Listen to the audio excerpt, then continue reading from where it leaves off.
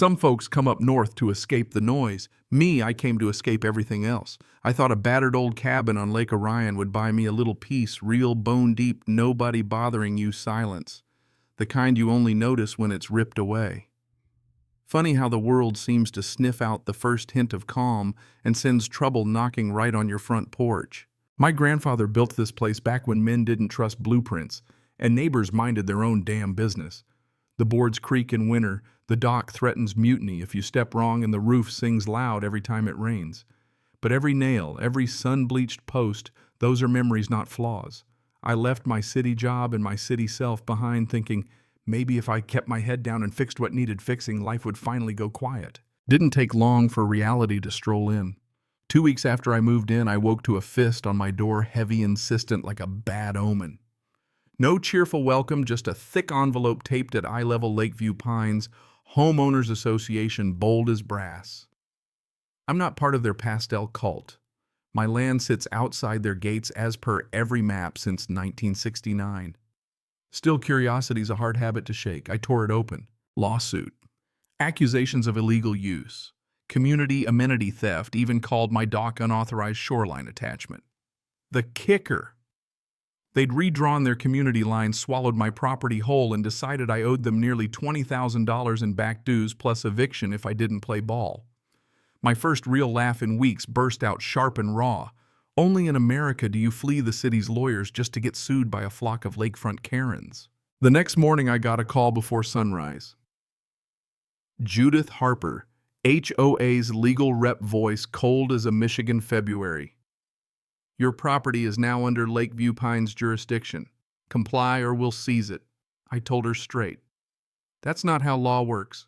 She didn't care. I hung up, poured black coffee into Grandpa's chipped mug. Property is freedom, and swore to myself I'd defend every inch. I spent the day copying every deed, tax record, ancient map I had. Mailed a notarized Go Pound Sand to the HOA. For a second I thought it'd be enough. Instead, the next week got weirder.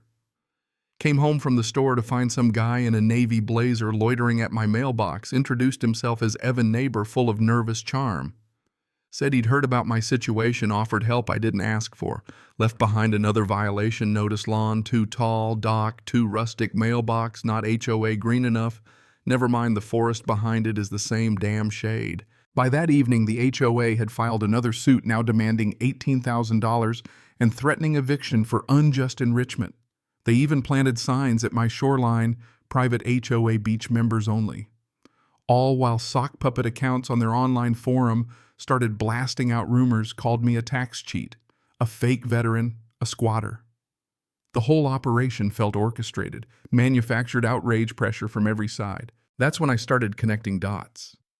I checked the county records, found out their new charter was notarized by some shell LLC owned by the HOA vice president's brother. Surveillance cams I'd installed after the mailbox incident caught Evan's helpful visits, and a blonde woman, Karen herself, removing my property markers at 2 a.m.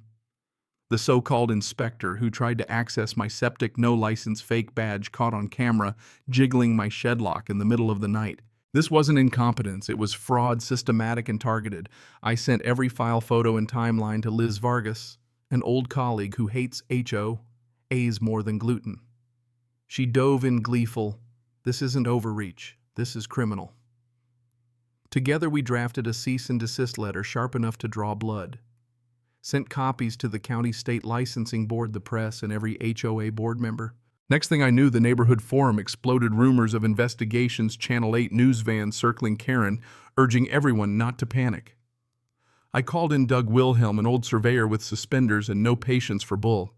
We walked my land, flagged every pin and post dating back to the 60s, and produced a notarized report. My property was never, ever part of Lakeview Pines. Evan reappeared, tried to broker peace. Claimed Karen was under pressure, that maybe we could sort this out without lawyers. I looked him dead in the eye and said, "Tell Karen next time she wants to start a whisper campaign, at least use better sock puppet grammar." His face blanched. The game was up. That night I sent everything: surveillance survey, fake paperwork to the state licensing board, and a county journalist for good measure. Rumor had it a developer wanted my land for a marina and Airbnb compound. I may have stoked that rumor myself. Suddenly, the HOA wasn't just nervous, they were frantic. Then came the hearing. Oakland County Courthouse, 1970s, brick, smells like wet paper and bad coffee. Karen swept in like she owned the place, lawyer in tow. They presented maps, fresh, shiny, privately notarized, conveniently signed by Karen's brother. I dropped the real county survey, the deeds, the notarized survey footage of their fake inspector emails linking Karen to property tampering, even an audio clip of her threatening a zoning official. Their case fell apart before lunch. The judge didn't mince words. Lakeview Pines HOA submitted fraudulent materials, attempted to annex private property, and pursued meritless claims. Dismissed with prejudice. Karen. She was warned to brush up on state prison maps. 3 days later, the state raided the HOA office, hauled out boxes, hard drives, laptops. Evan finally confessed Karen had forged meeting notes, retroactively invented votes, fined residents until they moved out. "Why help me?" he asked. "Because you finally did the right thing," I said, handing him a flash drive with IP logs that buried the board. Over the next weeks, the community rose up. Residents poured out stories of years of blackmail and extortion. The board crumbled. Karen was arrested, wire fraud, document forgery, zoning manipulation. She never said a word in court. The HOA was dissolved, its assets frozen, a new community association born out of the ashes, one run by actual votes, not fear. Liz helped me file a civil suit, emotional distress, property defamation, attempted seizure. The HOA's insurer settled $250,000, enough to restore the dock, fix the roof, and buy a few decent fishing rods. I refused their NDA, made it public record. My story turned into a warning shot for anyone else thinking about trying the same con. But here's the thing, winning doesn't feel triumphant, it feels empty, like watching a fire die and realizing you've been breathing smoke for months. Still, I survived. The lake grew quiet again. Neighbors started dropping off awkward apologies, banana bread, homemade jam, a bottle of bourbon that tasted like forgiveness aged in oak and poor decisions. Evan stopped by, thanked me for not throwing him to the wolves. We stood in the early light, silent, two men who'd seen the rot up close. Someone suggested turning the old HOA office into a community center or a dog park. Either way, it didn't matter to me. I rebuilt the dock by hand, patched up Grandpa's old canoe, paddled out to the middle of the lake. Looked back at my shoreline, untouched, peaceful mine.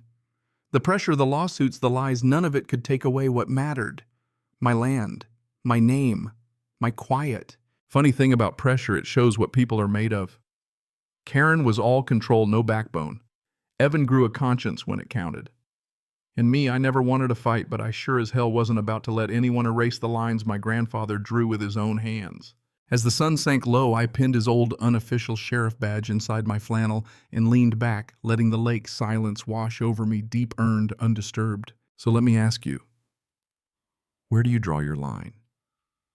What would you do if someone tried to claim your peace, your home, your story? Drop your thoughts below.